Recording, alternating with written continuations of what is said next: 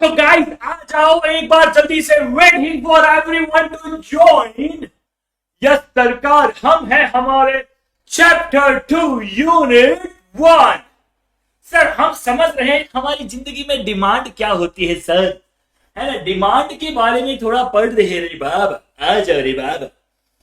Sir demand के बारे में हम पढ़ रहे रे बाबा। हाँ जी सर बाबा, डिमांड क्या है सर, वो नहीं होता ये क्या है, वो क्या है, आत्मा क्या है। आसमा कर आवरा गडावरा गिली गिली छू। चलिए सरकार, कल हम लोगों ने यहां तक की चीजें पढ़ ली थी, आज हमें डिमांड कर्व के साथ शुरू करना है। यो यो हनी सिंह हो जाएगा इसके बाद हो जाएगा यो यो हनी सिंह। मुड़ियानु चढ़ी ठारी ठारी। चलिए guys, 1 minute waiting for everyone so that everyone can join. Guys एक बार रुका हूं मैं सभी के लिए, एक बार मैं रुका हूं सभी के लिए। चलो करते हैं शुरू।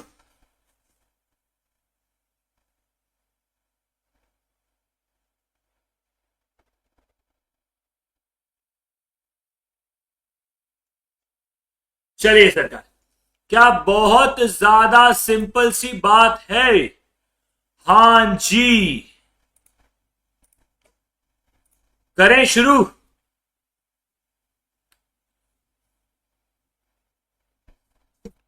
चलो भाई करें शुरू। साडे नाले रहोगे तो खाना खाओगे, जिंदगी में पानी भी अब तुम पियोगे। साडे नाले हे हे। चलो सरकार शुरू करते हैं। Hey guys Jatin Nevla this side from किशोर।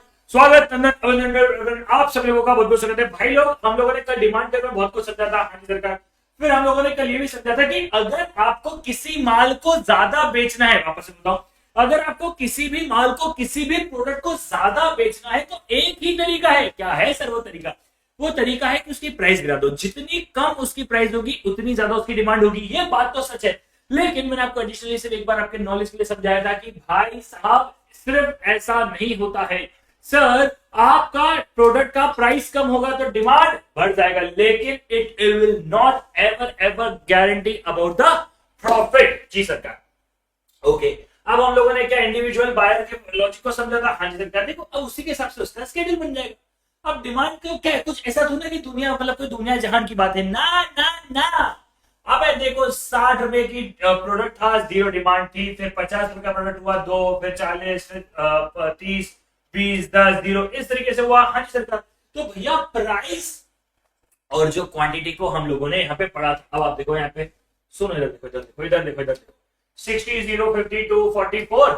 देखो बेटा 60, 0, 42, 44, 36, 28, 10, 10 और 0 पे 12। अच्छा हाँ, उड़ी बाबा, ये तो हमने पढ़ा था, ये तो हमारे दिमाग में ही नहीं था। यही तो मैं कह रहा हूं बेटा, समझ रहे हो? हेलो हेलो हेलो बेटा लोग, समझ रहे हो क्या? हाँ हाँ हाँ हाँ हाँ। तो जो हमने पढ़ा था वो हमारे क्या दिमाग में नहीं रहता है, बहुत बार हम ना मिस आउट कर देते हैं। ठीक है यस सरकार, हम ना मिस आउट कर देते हैं बहुत बार, जिन्हें हमें ध्यान देना पड़ता है। ओके चलिए, अब सर इंडिविजुअल के साथ साथ अब अगर आप देखोगे तो डिमांड कर्व फॉर आइसक्रीम को डिनोट कैसे करेंगे। ठीक है, the demand curve for ice cream show that quantity consumer wants to buy at different price.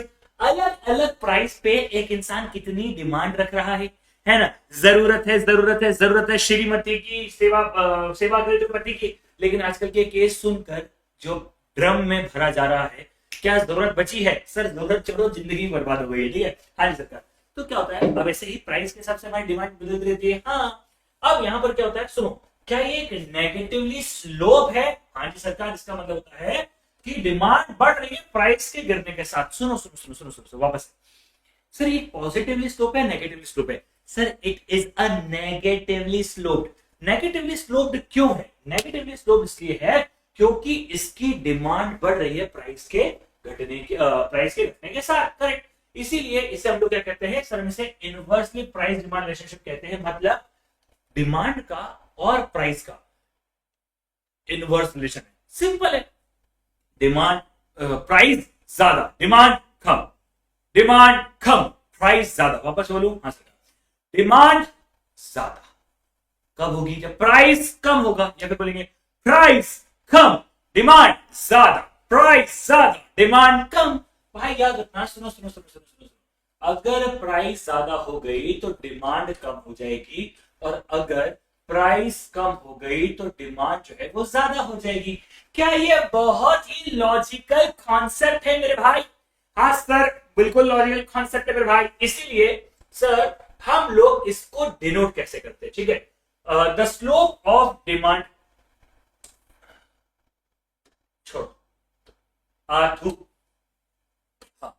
हाँ है, सुनो, the slope of demand curve denotes as change in negative price upon में change in quantity। मतलब अरे प्राइस में जो negative बदलाव हो रहा है, क्योंकि प्राइस गिर रही है, क्योंकि प्राइस गिर रही है, तो change in price negative divide by change in quantity. Correct, हाँ जी सरकार। आखिरी बात, the demand curve for goods can be non linear और कर्व लीनियर। मतलब जरूरी नहीं है कि हमेशा लीनियर ही होगा, नहीं, कैन बी नॉन लीनियर और कर्व लीनियर, मतलब कर्व शेप का भी हो सकता है, मगर लीनियर कर्व जो है वो सबसे ज्यादा यूजफुल माना जाता है। एक बार में एग्जाम में क्वेश्चन आ गया था कि यार जो डिमांड कर्व है वो क्या हो सकता है, लीनियर है, नॉन लीनियर है, कर्व लीनियर है, या ऑल ऑफ दिस है। अब बच्चों ने पता है क्या, ठीक है, बच्चों ने बता रहे कि लीनियर ही होता है। अरे नहीं ना बाबा, लीनियर थोड़ी ना होता है, it could be non linear, it could be curve linear. Yes, अगर क्वेश्चन पूछा जाए विच इज द बेस्ट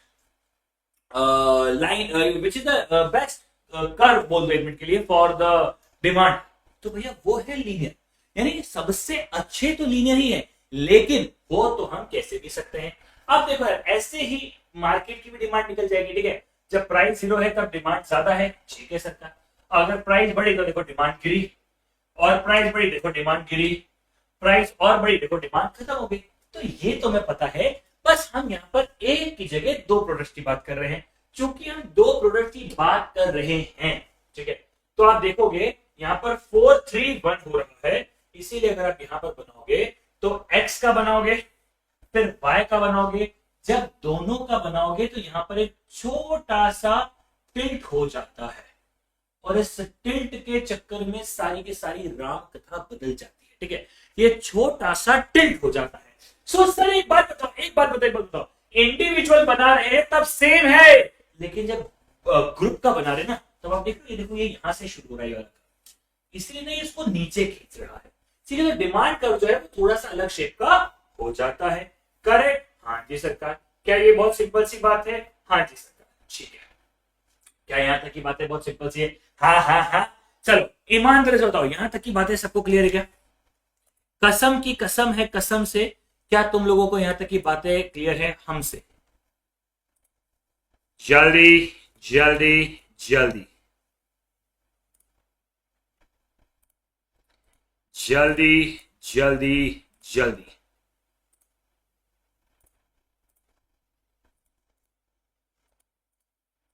चलो डन है? हाँ। अरे सर यहां तक की तो बातें एकदम मजेदार है, शानदार, जानदार, मजेदार।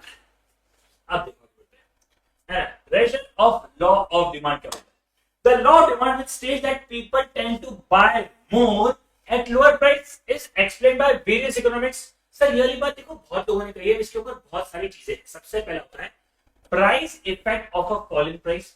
देखो भैया एक सीधी सी बात है, जैसे ही किसी भी चीज की प्राइस गिरती है, सुनो वापस से, जैसे ही किसी भी चीज की प्राइस गिरती है, अब क्या होगा सर? जैसे किसी चीज की प्राइस बढ़ेगी डिमांड बढ़ जाएगी। हाँ ये बात तो सही है। यहाँ पर दो चीजें होती है, पता है, दो चीजें होती है। एक होता है सब्स्टिट्यूशन इफेक्ट, भी यहाँ पर इंपॉर्टेंट है। इसलिए समझाया किसने? इसे समझाया हिक्स एंड एलन साहब ने। हिक्स एंड एलन याद है सर? हिक्स एंड एलन साहब ने कुछ तो दिया था, उन्होंने दिया था इंडिफरेंस कर्व। अभी तक हमने पढ़ा नहीं है, बाद में पढ़ेंगे तब बता दूंगा। अब इसे ऐसे करते, ठीक है? हाँ जी सरकार।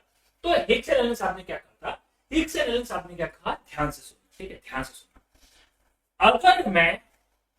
अगर मैं पेप्सी की प्राइस गिराऊंगा, मैंने प्राइस किसकी गिराई?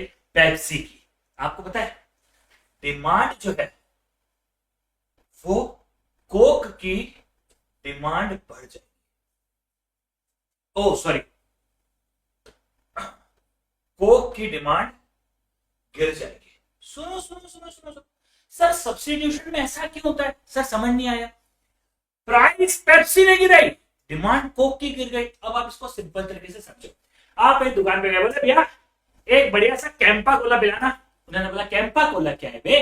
तुमने कहा अरे अरे अभी अभी मोटा भाई ने कैंपा कोला लॉन्च किया है, हमको वही पीना है। उसने कहा नहीं है। तुमने कहा चलो ठीक है, एक काम करो पेप्सी पिला दो।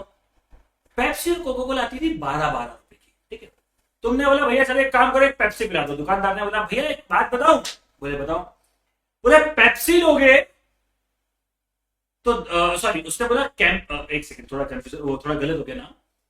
आपने कैंपा कोला मांगा, उन्होंने मना कर दिया। उन्होंने कहा कोला है, कैंपा वाला नहीं है, कोको कोला है। तुमने कहा भैया कोका कोला ला दो, ठीक है। वापस से बोलता हूँ, ध्यान से सुनो। तुम दुकान पे गए, तुमने कहा भैया कैंपा कोला लाना। उसने कहा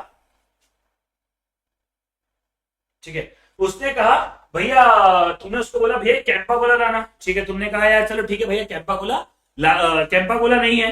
फिर तुमने क्या बोला सर? फिर आप एक सेकंड तुम चलो, हाँ। फिर आपने चलो यस, सो आपने बोला भैया कैंपा कोला लाना, नहीं था। उन्होंने कहा, फिर आपने कहा सर एक कोला ला दो।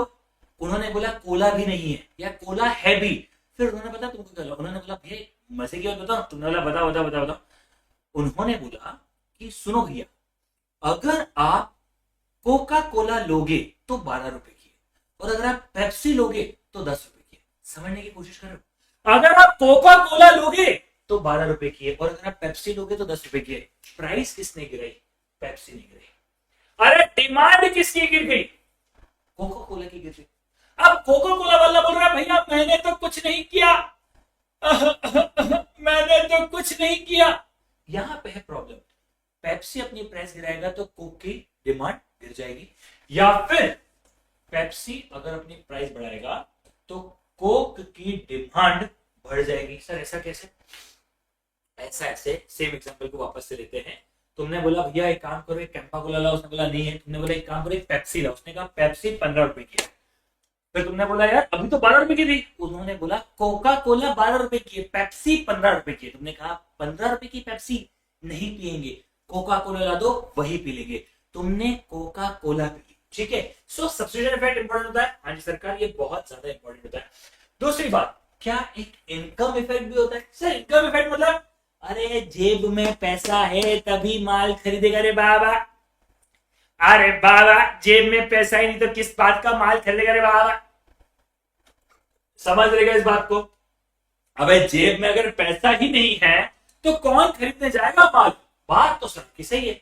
सो इसका कहने का मतलब क्या है? सर क्या इनकम का बहुत बड़ा इम्पैक्ट होता है? हाँ, लेकिन लेकिन लेकिन एक ऐसे गुड्स भी होते हैं, सुनो ध्यान से, एक ऐसे गुड्स भी होते हैं, मुझे कमेंट करके बताओ कौन से हैं। एक ऐसे गुड्स भी होते हैं जो अगर हमारी इनकम बढ़ रही है तो हम उनका कंजम्पशन कम कर देते हैं। यानी हमारी इनकम बढ़ने के साथ डिमांड कौन से टाइप ऑफ गुड्स का गिरता है? हमारी डिमांड बढ़ने से कौन से टाइप ऑफ गुड्स का हमारी इनकम बढ़ने से कौन से टाइप ऑफ गुड्स का डिमांड गिरती है? सर इनकम बढ़ने से कौन से टाइप ऑफ गुड्स की डिमांड गिरती है? अरे इंफीरियर गुड्स। जी माने पार्ले जी माने जीनियस, ठीक है। हाँ जी सर। अब यहाँ पे देखो ऑब्वियसली बात है, आप utility maximising behaviour of consumer. देखो कंज्यूमर हमेशा एक ही चीज आता है, मैं जो भी चीज खरीदूं उसको पूर्णतः इस्तेमाल करता हूँ, ठीक है। जैसे ही प्राइस गिरती है या कुछ होता है, क्या नए नए कस्टमर आ जाते हैं? हाँ जी सरकार, नए नए कस्टमर आ जाते हैं। क्या वो सेम प्रोडक्ट का डिफरेंट डिफरेंट यूज निकाल लेते हैं? हाँ भैया, वो सेम प्रोडक्ट का डिफरेंट डिफरेंट यूज निकाल लेते हैं। सर एग्जांपल दो। फॉर एग्जांपल, अब कोल्ड ड्रिंक बहुत ही सस्ती हुई, तुमने कहा एक काम करो, दूध में बोर्नविटा नहीं कोल्ड ड्रिंक डाल के पिएंगे। वैसे बहुत मजा आता है दूध में कोल्ड ड्रिंक डाल के। कभी अगर आपने नहीं पिए तो पीना जरूर। मैं आपको बताता हूँ, ब्लैक यानी कोक को मिक्स करना, कोक या पेप्सी या थम्स अप। मैंने थम्स अप के साथ किया है। सो थम्स अप लेना, और थम्स अप को वैसे तो आजकल मैं बताऊँ, मेरे को ऐसा लगता है कि Thums Up, Pepsi, Coca Cola जो है सब नकली आती है। मतलब आज से 4-5 साल पहले या 7-8 साल पहले जब वो आती थी ना, तब जब एक बॉटल पीते थे ना तो मतलब इतनी डकार इससे आती थी कि दिमाग मतलब एकदम हो जाता था। अब ऐसी आती है, एकदम नकली आती है, ऐसा फील होता है, ठीक है। जिन्होंने पुरानी पी उन्हें ये बात समझ में आएगी।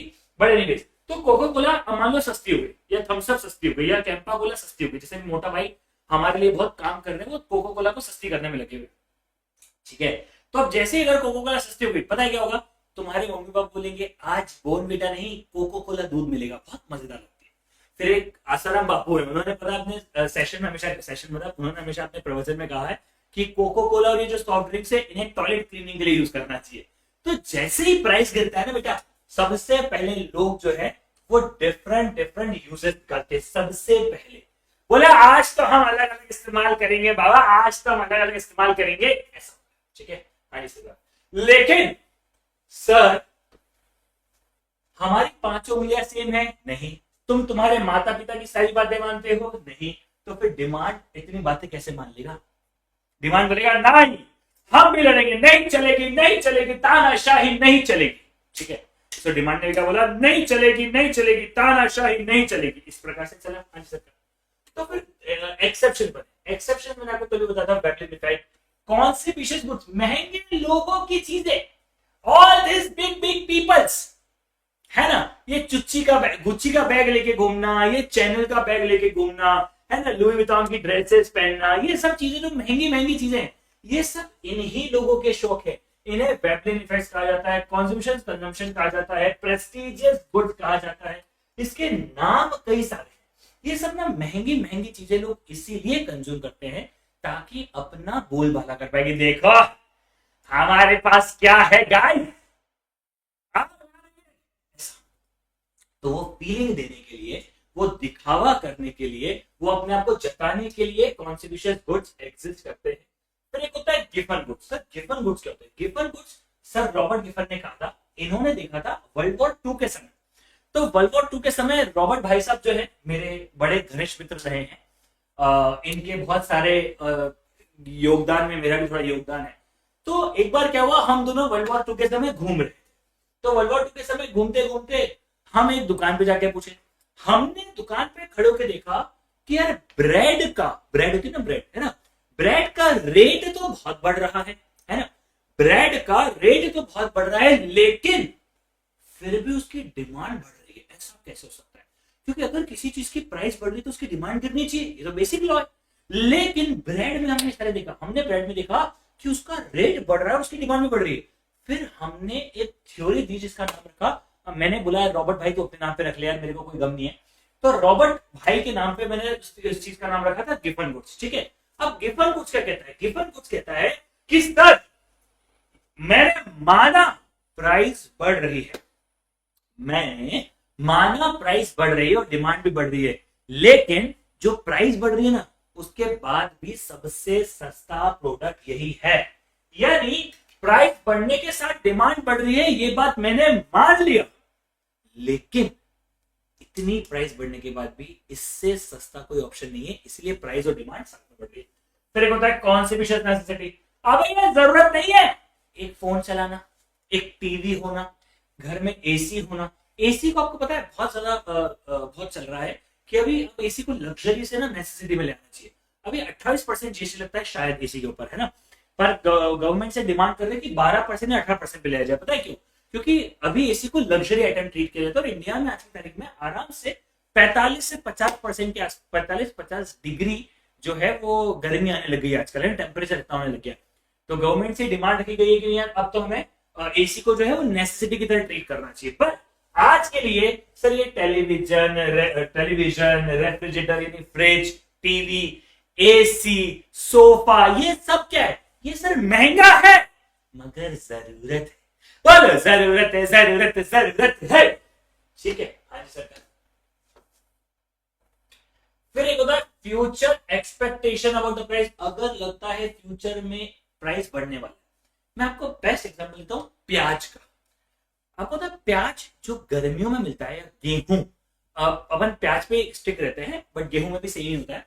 सो अगर प्याज जो है गर्मियों में मिलता है, आप मान के चलो फॉर एग्जांपल 10 रुपए किलो, वही प्याज स्टोर में, स्टोरेज में उसको रख के स्टोर करके गर्मी बारिशों में उसे बेचा जाता है 80 रुपए किलो तक। अब आप सोचोगे सर ऐसा क्यों? लोग मतलब ऐसा क्यों होता है? क्योंकि प्याज होता है ना, उसका ऐसा एटमोस्फियर है कि ऐसे प्याज में ना 2 चीज होती है। मैं आपको एक बात समझाता हूँ आपके नॉलेज के लिए ना।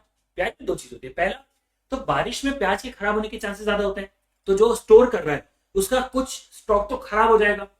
इसमें एक और मजे की बात है। मजे की बात यह है कि अगर आज आप 100 किलो प्याज रखते हो और अगर 3 महीने बाद उस प्याज का वापस से वेट करते हो तो वो आपको 92 से लेकर 95 96 के आसपास मिलेगा, क्योंकि प्याज जो है वो सिकुड़ता है, यानी वो थोड़ा मतलब उसका वेट कम होता है, समझ लो उसको, ठीक है।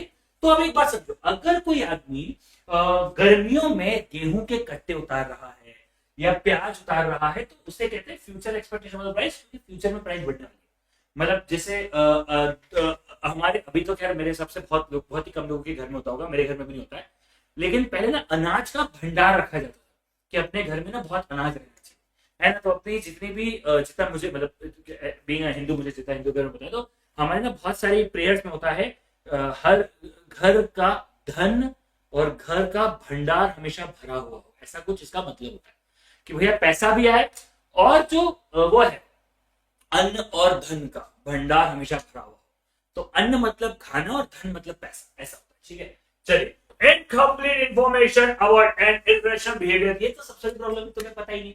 अभी मान लो फॉर एग्जांपल मैंने हर्षित को बोला कि हर्षित भाई ये आईफोन आज खरीद ले बेटा तू। नहीं नहीं नहीं, अगर ये एसी का रिमोट तू आज खरीद ले, अगर तूने आज नहीं खरीदा ना तो मान के चलिए एसी का रिमोट 3 दिन बाद गायब हो जाएगा। आज तो 1 लाख रुपए में खरीद ले, फिर तू जो बटन चाहेगा तेरी वाइफ उस बटन से चलेगी। उसने आज ही खरीद लिया, 3 दिन बाद इसको याद आया अबे मेरी तो वाइफ ही नहीं है बे, इरेशनल बिहेवियर। या फिर इसने अपनी वाइफ को बोला टेम्परेचर बढ़ाओ, है ना, तो वो इसको कूटने लग गई। टेम्परेचर घटा तो भी इसको कूटने लगे, ठंड भी मार के आएगी, गर्मी मार के आएगी, ठीक है। तो इस तरीके से जो है वो कहानी होती है, ठीक है। सर एक और चीज है, डिमांड फॉर नेसेसिटी कभी चेंज नहीं होती, ठीक है। डिमांड फॉर नेसेसिटी कभी भी चेंज नहीं होती। देखो एक बात समझाता हूं मैं आपको इसके अंदर। नेसेसिटी का मतलब क्या होता है? जरूरत।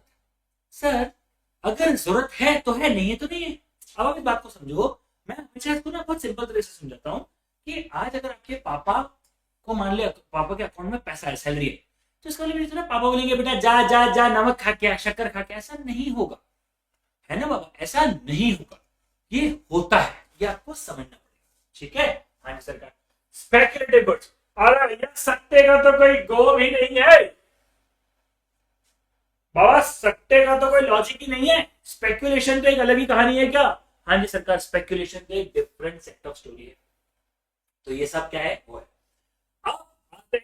expansion, contraction and movement in the demand curve। सुनो, expansion, contraction की तरफ हम बनाएंगे, मैं आपको एकदम शॉर्ट में समझाता हूँ, ठीक है ना। और then there is a shift in demand curve, correct?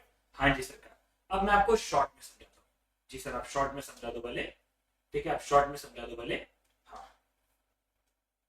क्योंकि इतनी राम कथा को पढ़ने का कोई मतलब नहीं है, ये मूवमेंट आ गया है। हाँ जी सरकार, ठीक है, एक सेकंड रुक जाओ। हाँ, यहां तक की कहानी को मैं रुक गया, यस। अब यहां तक की कहानी सुनो। देखो दो चीज होती है, ठीक है, एक होता है movement in demand curve and एक होता है शिफ्ट इन डिमांड कर्व। क्या होता है? एक होता है मूवमेंट इन डिमांड कर्व, एक होता है शिफ्ट इन डिमांड कर्व। अब इस बात को अगर आप ध्यान से समझोगे, ठीक है, अभी इस बात को थोड़ा ध्यान से समझोगे, तो मूवमेंट का मतलब क्या हुआ? डिमांड कर्व चल रहा है, थोड़ा सा खिसक गया, जैसे अपन रोड पे चल रहे हैं, स्पीड ब्रेकर आ गया तो अपन गाड़ी अपनी चल जाती है, या गड्ढा आ गया तो ऐसा होता है ना। हाँ, तो ये होता है मूवमेंट इन डिमांड कर्व। अब डिमांड कर्व में मूवमेंट क्या होता है? अगर हम प्राइस की बात करते हैं तो प्राइस के कारण डिमांड में जो बदलाव हुआ है, there will be always a movement in demand curve. वापस से बोलूं, हाँ जी सरकार, अगर प्राइस के कारण, ठीक है, आज वैसे अपन लास्ट डिमांड चालू नहीं करेंगे, अपन कल ही करेंगे, ठीक है। हाँ, अगर प्राइस के कारण डिमांड कर्व में कोई बदलाव आ रहा है, सर मतलब प्राइस गिरने के चक्कर में डिमांड बढ़ गई, ये मूवमेंट इन डिमांड कर्व है। सर प्राइस बढ़ने के चक्कर में डिमांड गिर गई, मूवमेंट है। सर प्राइस और डिमांड में अगर कोई भी बदलाव हो रहा है, कोई झगड़ा हो रहा है, प्यार मोहब्बत है, तो बेटा हम उनका प्यार मोहब्बत मान के इस बात को छोड़ देंगे, ठीक है। So if there is a movement in demand curve, ये सिर्फ और सिर्फ क्यों हो सकता है? ये हो सकता है प्राइस के बदलने के कारण, ठीक है। सो प्राइस में जो चेंज आया है उसके कारण there will be a movement in demand curve. ठीक है सर फिर डिमांड कर्व में शिफ्ट कब आता है? कब वो राइट में, कब वो लेफ्ट में शिफ्ट होता है? ये भी एक सवाल है। हाँ सर, तो किसी भी अलग फैक्टर की अगर हम बात करें, any factor other than price में कोई बदलाव आता है तो there will be a shift in demand. अब समझते हैं, पहले 1 मिनट और मैं समझाता हूं सर। 1 सेकेंड, मूवमेंट कब होगा? जब प्राइस और डिमांड में कोई बदलाव होगा तब मूवमेंट होगा। शिफ्ट कब होगा? जब भी प्राइस के कारण कोई और फैक्टर होगा। ठीक है, प्राइस गिरी, डिमांड बढ़ी, मूवमेंट है। प्राइस बढ़ी, डिमांड घटी, मूवमेंट है। सर शिफ्ट का एग्जांपल दो। शिफ्ट का एग्जांपल होता है नई फैक्ट्री खोल दी, एक फैक्ट्री बंद कर दी। ठीक है, गर्मियों के सीजन में आइसक्रीम, आप समझ लो, there are the different reason है ना। ठंड के सीजन में आइसक्रीम, ये भी अदर रीजन है। ठीक है, तो there will be a shift in demand curve. Correct. अब सर डिमांड कर्व में भी 2 शिफ्ट होते हैं, एक होता है टूवर्ड्स राइट एंड एक होता है towards left. Sir demand curve right में कब शिफ्ट होता है? सर डिमांड कर्व राइट में तब शिफ्ट होता है जब डिमांड बढ़ती है। ओके, तो जब भी डिमांड बढ़ेगी किसी और फैक्टर के चक्कर में, there will be a right shift in demand curve. And जब भी डिमांड गिरेगी, घटेगी अदर फैक्टर्स के चक्कर में, there will be a left shift in the demand curve. ठीक है, ठीक है, ठीक है, ठीक है, ठीक है। मैं एक बात बोलूं, ये पूरी सेम गाथाएं मैं आपको सप्लाई में नहीं बताऊंगा, अभी बता रहा हूं। सप्लाई में क्या होगा sir? When there will be movement in supply curve, movement कब होगा? प्राइस के चक्कर में। When there will be shift in supply curve में, अदर देन प्राइस के चक्कर में। मान लो एक नई फैक्ट्री खोल दी, सर सप्लाई बढ़ गया। एक नई फैक्ट्री बंद हो गई, सप्लाई गिर गया, है ना। इस तरीके से अपन बात करते हैं। तो सप्लाई और डिमांड जो है वो 100% सेम पैरामीटर्स पे चलते हैं। ठीक है, इसीलिए यूनिट 1 में हमें टाइम ज्यादा लगता है, लेकिन यूनिट 3 जो है वो हमारी बहुत स्पीड से खत्म होती है। क्यों? यूनिट 3 में मैं समय दे नहीं सकता ना ज्यादा, क्योंकि इलास्टिसिटी ऑफ डिमांड सब कुछ हमने यहां पढ़ लिया। तो अभी तो खैर आज नहीं पढ़ रहे, इलास्टिसिटी ऑफ डिमांड को मैं कल चालू करना चाहता हूं, वरना वो टॉपिक मिक्सअप हो जाएगा, which I don't want it. So elasticity of demand को अपन कल चालू करेंगे। ठीक है, हाँ जी सरकार। तो यहां पर अगर आप समझोगे तो पूरी कहानी क्या है सर? पूरी कहानी ही ये है कि भैया मूवमेंट और शिफ्ट कब होता है। ठीक है सर, मूवमेंट कब होता है? जब प्राइस में और डिमांड, मतलब प्राइस के कारण डिमांड में कोई बदलाव होगा तो मूवमेंट है, और जब कोई अदर फैक्टर काम करेगा तो सर शिफ्ट है। हाँ, राइट में कब शिफ्ट होगा? जब डिमांड बढ़ेगी। लेफ्ट में कब शिफ्ट होगा? जब डिमांड गिरेगी। चलिए अब मेरे आपसे कुछ सवाल है, ठीक है। टेल मी ट्रू और false, given goods are exception of law of demand. क्या given goods are exception of law of demand? Yes और नो?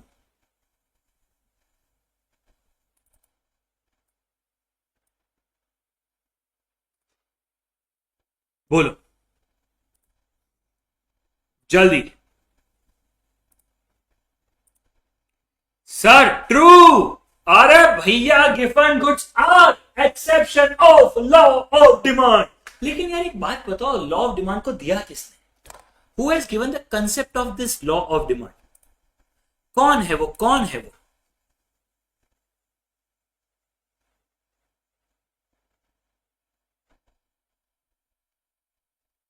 जल्दी बोलो, कौन है वो? कौन है वो? अरे सर कौन है वो? सर अल्फ्रेड मार्शल साहेब। श्री श्री श्री 1008 अल्फ्रेड मार्शल साहब। तो अल्फ्रेड मार्शल साहब जो है उन्होंने दिया था। फिर यार भाई कोई कंफ्यूजन हो गया, who is the father of economics? फिर इकोनॉमिक्स के पिताजी का नाम क्या था यार? फिर मेरे मन में अभी एक सवाल आ गया कि who is the father of economics? Economics के पिताजी का नाम क्या है? सर इकोनॉमिक्स के पिताजी का नाम क्या है? इकोनॉमिक्स के पिताजी का नाम था Adam Smith. Law of demand देने वाले का नाम है अल्फ्रेड मार्शल। कंफ्यूजन नहीं होना चाहिए, ठीक है। चलिए गाइस, आई होप यहां तक की बातें क्लियर होगी। अब कल हम लोग आगे बढ़ेंगे इलास्टिसिटी ऑफ डिमांड के साथ। मोस्ट प्रोबेबली मैं कल इलास्टिसिटी ऑफ डिमांड को खत्म करने की इच्छा रखता हूं, ठीक है। सो कल हम लोग इलास्टिसिटी ऑफ डिमांड को खत्म करना चाहेंगे एंड या ठीक है। चलिए गाइस, फिर आज के लिए इतना रखते हैं। I think that's all. Thank you so much for watching this video. Bye bye, take care you guys. मिलते चलो, बाय बाय। पर समझ में आ रहा है सब लोगों को? मजा आ रहा है बेटा? एक बार जल्दी से बता दो। समझ में भी आ रहा है और मजा भी आ रहा है गाइस? जल्दी बता दो एक बार, क्या सब लोगों को समझ में भी आ रहा है और मजा भी आ रहा है? यस और नो? ठीक है, थोड़ा दिमाग में आ रहा है सब लोगों को? गाइस मैं सिर्फ एक चीज बोलूंगा इस पूरी प्रोसेस के अंदर, सिर्फ पढ़ने से या मेरी क्लास में आने से कुछ नहीं होगा। ठीक है, ये बात आप लोगों को ध्यान देनी पड़ेगी। आप बोलोगे मैं तो क्लासेस में आ जाता हूं, मैं तो ये कर लेता हूं, मैं तो वो कर लेता हूं, सर नहीं होगा। मैं आपको अभी बता रहा हूं सर नहीं होगा। क्यों नहीं होगा? आप लोगों को at any cost at any way सरकार आपका वो खत्म करना पड़ेगा। ठीक है, आप लोगों को जो है वो थोड़ा पढ़ना पड़ेगा एंड थोड़े थोड़े रिविजन्स करने, थोड़े थोड़े जो है क्वेश्चंस पढ़ते रहने पड़ेंगे और दोस्तों के साथ शेयर करो फिर। And don't forget to share with your friends and comment करके जरूर जाया करो यार, कभी कभी सेशन खत्म होने के बाद कमेंट, ये लाइव चैट में नहीं, कमेंट कर दिया करो क्या कैसा लगा, तो थोड़ा मोटिवेशन होगा। ठीक है, चलिए गाइस आज के लिए इतना रखता है। Thank you so much, bye bye.